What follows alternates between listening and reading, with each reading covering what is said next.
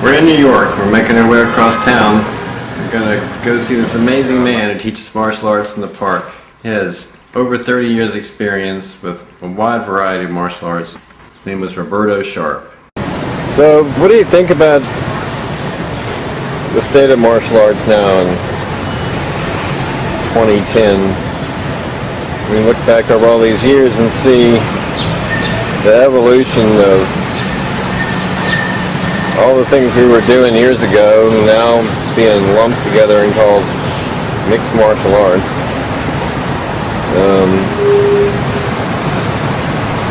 I think it's very much linked to how we do everything in this world.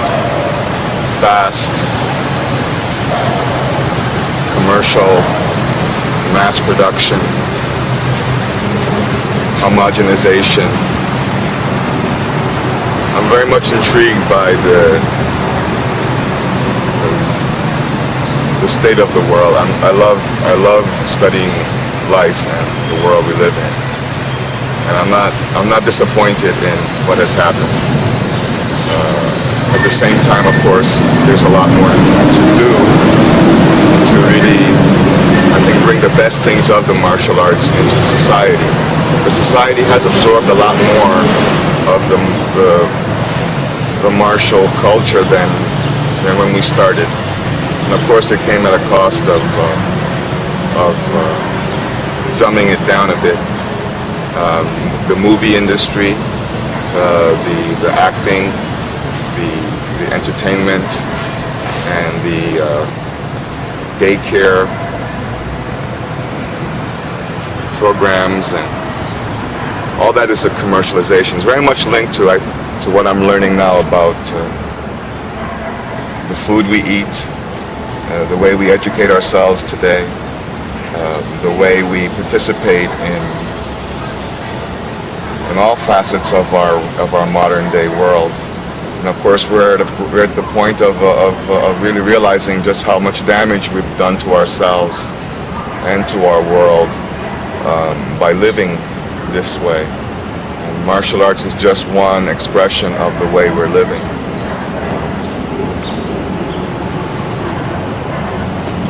So, how would you elevate the conversation? I think we need to go back to not go back, that's the wrong way of starting it off. Today in the food industry, we have a movement towards organic farming, and the organic farming, it maybe is a good metaphor for what has to happen with martial arts. I think martial arts is ideally a teacher-student community relationship, and not only the accumulation of massive techniques and achieving expertise in physical expression. But hopefully the original tenets of it was to develop a gentleman, a warrior scholar, someone useful, like my teacher said to me, to make you useful. Which implies that most of us are useless until we acquire a skill through hard work. Chinese words working very nicely, they sound very familiar, until you acquire Kung Fu. And there's different versions of that, and there are different ways of training that.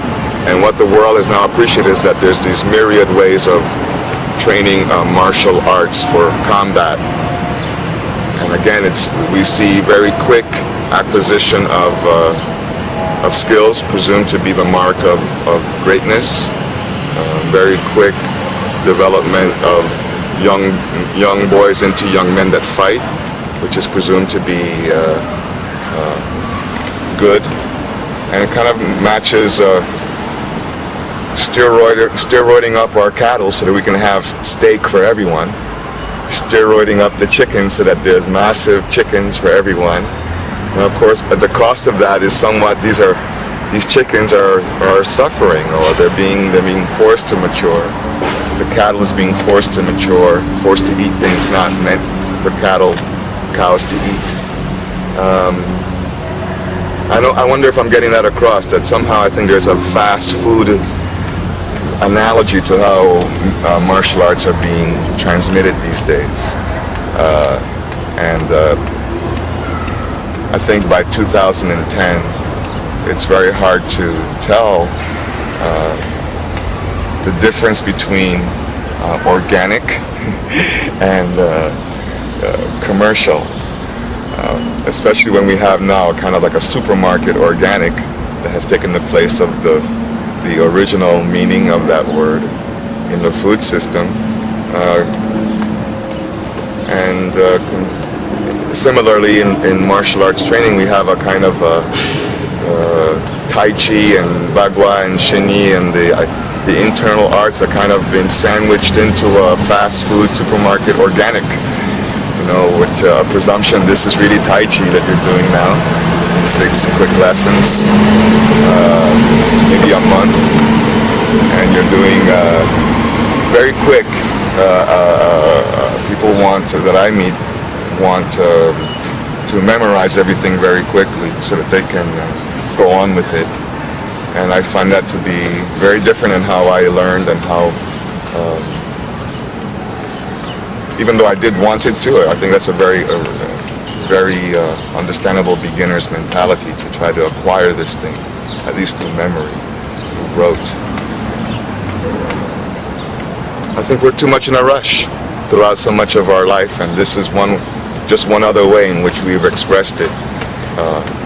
Taiji in 12 steps, that kind of thing.